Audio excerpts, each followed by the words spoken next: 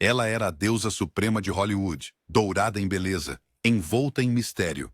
Mas, por trás do sorriso deslumbrante de Marilyn Monroe, escondia-se uma tempestade de segredos tão voláteis que assustavam os homens mais poderosos da América. Quando surgiram rumores de um diário vermelho, cheio de nomes, segredos nucleares e amor desesperado, o FBI teria entrado em pânico. O que ela escreveu? Quem ameaçou? E poderia este diário conter a chave para sua trágica morte? Vigilância do FBI. Para o mundo, ela era apenas Marilyn, loira, sensual, magnética. Mas para o FBI, ela era algo completamente diferente. Uma ameaça, uma mulher que sabia demais, falava com as pessoas erradas e talvez amava os homens errados. À medida que a paranoia da Guerra Fria aumentava, o FBI de J. Edgar Hoover começou a vigiar cada movimento dela. Os arquivos, agora desclassificados, revelam uma obsessão perturbadora. Eles a observavam não apenas por quem ela era, mas por quem ela conhecia. Monroe estava romanticamente envolvida com o dramaturgo Arthur Miller, um conhecido esquerdista e crítico do macartismo. Ela participou de comícios, jantou com ativistas e flertou com os limites da política aceitável de Hollywood. Para Hoover, isso não era coincidência. Era um risco.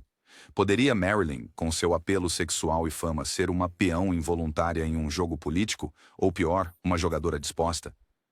O FBI começou a grampear seus telefones. Sua casa foi grampeada. Informantes confidenciais relataram suas inclinações políticas e supostos casos. Suas conexões com altos funcionários, incluindo o então senador e, mais tarde, presidente John F. Kennedy, apenas aumentaram o interesse do Bureau. Ela era, como alguns memorandos a descreviam, emocionalmente instável, imprudente e exposta a informações confidenciais através de proximidade romântica. Mas talvez o aspecto mais assustador não fosse que o FBI a observava. É o que temiam que ela fizesse a seguir. Rumores circulavam de que ela havia anotado tudo. Nomes, conversas, até segredos sussurrados sobre segurança nacional. E quando os sussurros de um diário vermelho chegaram à mesa de Hoover, o tom mudou. De repente, Monroe não era apenas uma preocupação de segurança. Ela era uma bomba relógio. E se ela publicasse? E se o público soubesse o que ela sabia? Os arquivos sugerem que a vigilância não terminou com a vida dela. Na verdade, alguns acreditam que agentes federais estavam em sua casa em Brentwood antes da polícia local, vasculhando pertences, confiscando evidências, especialmente o diário. Sem mandado, sem rastro. Apenas perguntas. Casos Kennedy. Sua voz sussurrante o serenou diante do mundo. Feliz aniversário, senhor presidente. Mas o que as câmeras não capturaram foram os sussurros que seguiram Marilyn Monroe e John F. Kennedy. Sussurros que se transformaram em rugidos após sua morte. O deles não foi um caso passageiro de Hollywood. Segundo várias fontes, era algo mais profundo e muito mais perigoso. Monroe supostamente teve casos separados com John F. Kennedy e seu irmão, o procurador-geral Robert F. Kennedy. No início, era glamouroso. Encontros clandestinos, fins de semana luxuosos e noites regadas a champanhe no Beverly Hills Hotel.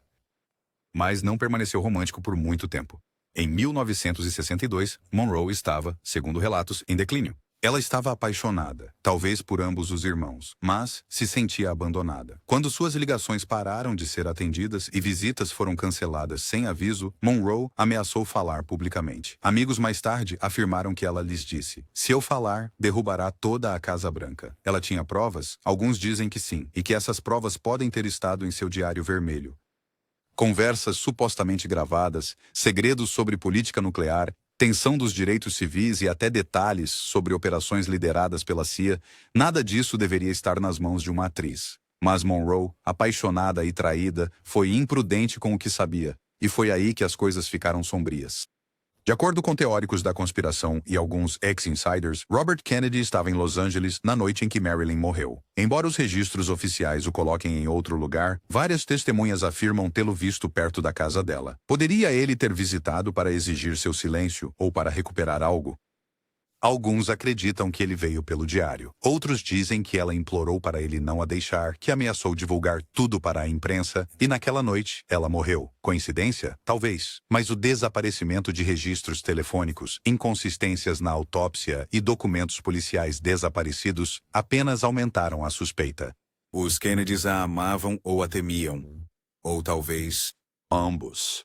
O Diário Vermelho. Se a lenda de Marilyn Monroe tem um santo graal, é o Diário Vermelho. Pequeno, encadernado em couro, disse que é estar repleto de nomes, datas, segredos que poderiam desmantelar governos. Diziam que Monroe escrevia nele todos os dias, muitas vezes na cama, documentando não apenas sua turbulência emocional, mas tudo que era sussurrado em seu ouvido por homens poderosos. Amigos próximos, incluindo o cabeleireiro Sidney Gilleroff e a governanta Eunice Murray, afirmaram ter visto o diário. John Carman, um ex-agente de imprensa e confidente, jurou que Monroe lhe mostrou páginas, uma supostamente mencionando segredos atômicos e operativos latino-americanos. Isso não é conversa de travesseiro. Isso é dinamite política. Dentro do diário, ela supostamente registrou tudo, desde comentários confidenciais sobre pílulas feitos por John e Robert Kennedy até menções enigmáticas do Projeto Bay, chefes da máfia e briefings de inteligência. Reais ou imaginárias, o que ela escreveu assustou alguém o suficiente para que o diário desaparecesse. Após sua morte, o Diário Vermelho não foi encontrado em lugar algum. No entanto, os pertences de Monroe, joias, vestidos, roteiros, estavam todos intactos. Era como se alguém tivesse vindo procurar uma única coisa. Até ex-oficiais do Departamento de Polícia de Los Angeles afirmaram extraoficialmente que a cena na casa de Monroe estava limpa demais. Testemunhas afirmam que homens federais de terno escuro entraram na casa dela antes do legista, mas oficialmente não há menção do Diário Vermelho. Sem fotos, sem relatórios policiais, nada. Para onde foi? Alguns afirmam que o FBI o apreendeu e o enterrou em um arquivo do governo. Outros dizem que acabou nas mãos de um colecionador poderoso, escondido em um cofre. Alguns acreditam que foi destruído, queimado, triturado, apagado para proteger legados e preservar o poder político. Mas a teoria mais assustadora, que o diário nunca saiu do quarto, que permanece escondido em algum lugar atrás da parede ou do assoalho, naquela casa, em Brentwood, esperando que o par de olhos certo o descubra. Ou pior, que alguém ainda vivo, hoje, guarda seus segredos como uma bomba prestes a explodir. Marilyn uma vez foi citada dizendo: "Se eu contar tudo o que sei, será o fim do mundo." Talvez ela já tenha contado, e talvez seja por isso que teve que ser silenciada. Casa de Brentwood como cofre secreto. Para o mundo, o bangalô de Brentwood de Marilyn Monroe era apenas uma charmosa casa em estilo espanhol, com portas em arco e quartos ensolarados. Mas para aqueles que estudaram sua vida, não era uma casa. Era um cofre. Monroe comprou a casa apenas alguns meses antes de sua morte. Foi sua primeira e única casa de verdade, seu refúgio do caos de Hollywood. Mas apesar de toda a sua modéstia, tornou-se uma fortaleza de especulação, o lugar onde ela morreu, e possivelmente onde escondeu seus segredos mais comprometedores. Do lado de fora, a casa parecia tranquila. Dentro, os investigadores encontraram outra coisa. Frascos de comprimidos, um telefone fora do gancho, lençóis desarrumados. Mas o que eles não encontraram foi ainda mais revelador. Nenhuma carta, nenhum diário, nenhuma gravação pessoal. Amigos mais tarde afirmaram que ela guardava seus escritos sensíveis em um compartimento escondido, possivelmente em um baú ou atrás de um espelho. Que tipo de segredos ela poderia ter guardado lá? Correspondência privada com os Kennedys? Documentos sobre vigilância do FBI? Fitas de áudio? Alguns acreditam que Monroe teve a previsão de esconder evidências, especialmente à medida que se tornava mais paranoica em suas últimas semanas. Ela supostamente disse a amigos que se sentia vigiada e acreditava que estavam vindo atrás dela. Ela até instalou novas fechaduras.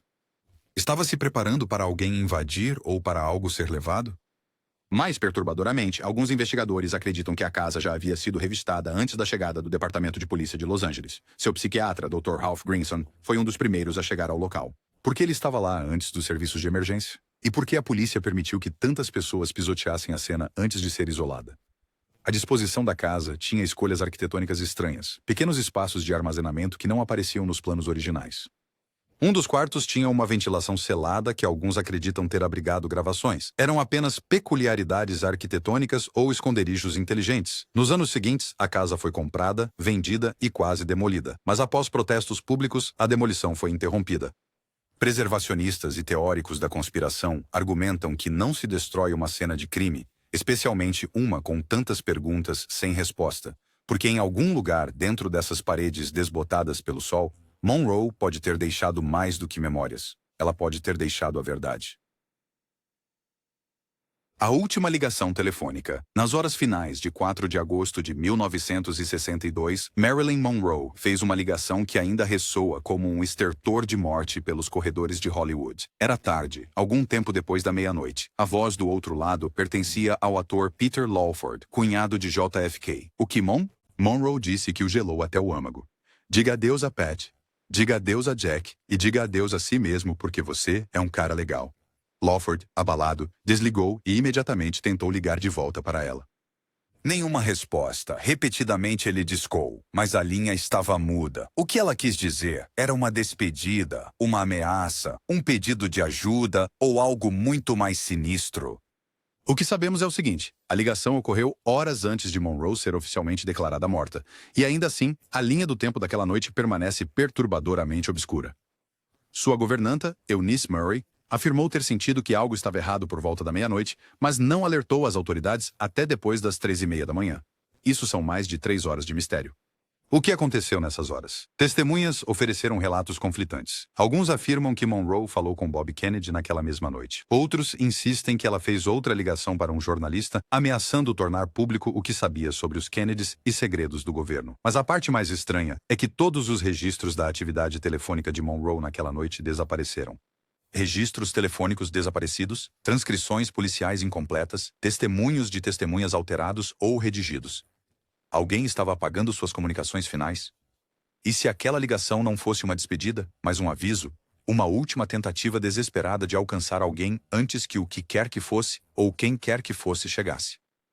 Lawford mais tarde afirmaria que sentiu que algo terrível estava prestes a acontecer, mas não agiu rapidamente o suficiente. Outros acreditam que ele sabia mais do que deixava transparecer. Afinal, ele estava intimamente ligado tanto ao círculo interno de Hollywood quanto à esfera política da família Kennedy. Os registros ausentes daquela noite não são apenas um descuido. São um vazio, um buraco enorme na linha do tempo da morte de uma mulher. E dentro desse vazio, cada teoria ganha força. Ela teve uma overdose por conta própria? Foi silenciada? A ligação foi seu último grito de socorro ou o gatilho que levou à sua morte? Apenas uma pessoa sabia com certeza e ela nunca mais falou. Exploração financeira. Na época de sua morte, Marilyn Monroe deveria ter sido uma das mulheres mais ricas de Hollywood. Ela havia estrelado sucesso após sucesso. Seu nome sozinho podia encher cinemas, e ainda assim, suas contas bancárias estavam quase vazias.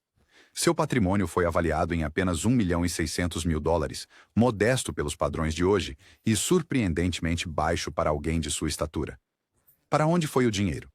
Alguns apontam para o estilo de vida luxuoso de Monroe, as roupas, as joias, os terapeutas e médicos particulares. Mas outros acreditam que há uma explicação mais sombria, envolvendo engano, manipulação e exploração financeira pelas próprias pessoas em quem ela mais confiava. Os negócios de Monroe eram geridos por uma equipe de advogados, agentes e gerentes que raramente lhe davam acesso total às suas próprias finanças. Ela não controlava totalmente seu dinheiro. Até mesmo sua produtora, Marilyn Monroe Productions, embora inovadora em sua criação, foi prejudicada pela interferência dos estúdios. Pessoas de dentro afirmavam que ela era rotineiramente mal paga por seus filmes em comparação com seus colegas de elenco masculinos. Pior, alguns de seus contratos eram redigidos de forma que davam mais lucro aos estúdios e gerentes do que a ela. Ela, uma vez, se chamou de escrava do sistema. E isso não era apenas frustração artística. Era literal. Ela estava trabalhando e outros estavam colhendo a recompensa. Quando ela morreu, a maior parte de seu patrimônio não foi para sua família, mas para seu professor de atuação, Lee Strasberg. Ao longo dos anos, seu patrimônio continuou a lucrar com a imagem dela, muito tempo depois de sua partida. À medida que as fotos, direitos de filmes e semelhança de Marilyn foram comercializados, milhões entraram, mas não em seu nome, não para sua linhagem. Seu legado foi vendido pedaço por pedaço, e então há o mistério dos fundos desaparecidos. Vários registros financeiros, livros contábeis, extratos, até mesmo talões de cheques foram supostamente removidos ou desapareceram completamente após sua morte. Alguns acreditam que podem ter sido intencionalmente destruídos para esconder um rastro de desfalque ou má gestão. Se Marilyn Monroe escreveu sobre isso em seu diário vermelho, se ela documentou quem a roubou, quem a traiu e como planejava recuperar seu poder, isso teria transformado homens poderosos em inimigos. E homens poderosos não gostam de segredos que não podem ser controlados. O controle do sistema de estúdios. Marilyn Monroe pode ter sido a mulher mais fotografada do mundo. Mas aos olhos do sistema de estúdios, ela era apenas um produto, uma mercadoria brilhante, desejável e perfeitamente embalada. E quando ela começou a fazer perguntas, eles tentaram silenciá-la. Desde seus primeiros dias na 20th Century Fox, Monroe foi moldada em uma imagem, a loira burra e sensual. Diziam-lhe o que vestir, como falar, com quem sair. Seus contratos eram à prova de falhas, permitindo que os estúdios a emprestassem para filmes, aparições e acordos promocionais, muitas vezes sem o seu consentimento. Enquanto seu rosto gerava milhões, seus cheques contavam uma história diferente. Por trás do glamour, havia uma mulher cada vez mais furiosa com o sistema que a construiu. Em 1954, Monroe fez o impensável. Ela abandonou seu estúdio. Ela voou para Nova York, estudou com Lee Strasberg, formou sua própria produtora. Ela exigiu roteiros melhores, salários mais altos e mais respeito. Os executivos do estúdio ficaram atônitos e enfurecidos. Nenhuma estrela, especialmente uma mulher, jamais os desafiou assim. Mas Monroe pagou um preço alto. Eles a rotularam de difícil, pouco confiável. Espalharam histórias de abuso de drogas, colapsos mentais, impropriedade sexual. Eles a boicotaram nos bastidores enquanto publicamente fingiam apoiar seu retorno. Mesmo quando ela voltou para a Fox para Os Desajustados, seu poder era ilusório. Ela era constantemente monitorada, suas sugestões criativas ignoradas. Sua saúde mental deteriorou enquanto ela lutava contra a insônia, o vício e a pressão do estúdio, enquanto os homens ao seu redor lucravam. Alguns teóricos da conspiração sugerem que o sistema de estúdios pode ter desempenhado um papel em sua queda. Não por causá-la diretamente, mas por criar a tempestade perfeita. Controle financeiro, humilhação pública e manipulação psicológica. E se Marilyn tivesse exposto o sistema em seu diário? E se ela tivesse documentado as audições forçadas, a coerção, a pressão para trocar intimidade por papéis? Se essas páginas existissem, elas não apenas envergonhariam alguns executivos, elas exporiam a máquina de exploração que construiu a era dourada de Hollywood.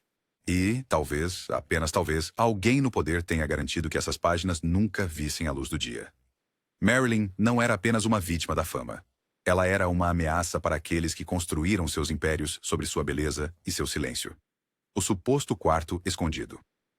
Sussurros de um quarto secreto dentro da casa de Brentwood de Marilyn Monroe têm assombrado teóricos da conspiração por décadas. Uma câmara escondida, uma parede falsa, um espaço de armazenamento construído não para função, mas para proteção. O bangalô, simples para os padrões de celebridades, supostamente tinha peculiaridades arquitetônicas não presentes nas plantas oficiais. Escondido atrás de um armário ou sob as tábuas do chão, alguns dizem, havia um quarto oculto usado por Monroe para proteger seus itens mais pessoais. Cartas, gravações, fotografias e sim, seu infame diário vermelho. Amigos mais tarde insinuaram que Monroe tinha um lugar que ninguém mais conhecia, onde ela podia trancar as partes de sua vida que eram perigosas demais para deixar à vista, um santuário para segredos. Mas após sua morte, nenhum quarto assim foi encontrado. Ou foi, alguns acreditam que agentes federais o encontraram antes de qualquer outra pessoa, que o quarto foi esvaziado, limpo de qualquer evidência. Outros acham que ainda existe, selado atrás de uma parede de gesso, esperando para ser descoberto. Em 2023, quando desenvolvedores planejaram demolir sua casa em Brentwood, o clamor público impediu. Por quê? Porque para muitos, a casa de Monroe não é apenas um imóvel, é um caso não resolvido. E se esse quarto escondido existir, ainda pode conter a chave final. O que havia no diário de Marilyn Monroe que aterrorizava os poderosos? Talvez nunca saibamos, mas as peças faltantes, arquivos redigidos, evidências desaparecidas e vozes silenciadas contam uma história mais alta que palavras. Foi suicídio ou algo mais sombrio? Conte-nos o que você acredita. Curta, inscreva-se e continue curioso, porque a verdade nunca fica enterrada por muito tempo.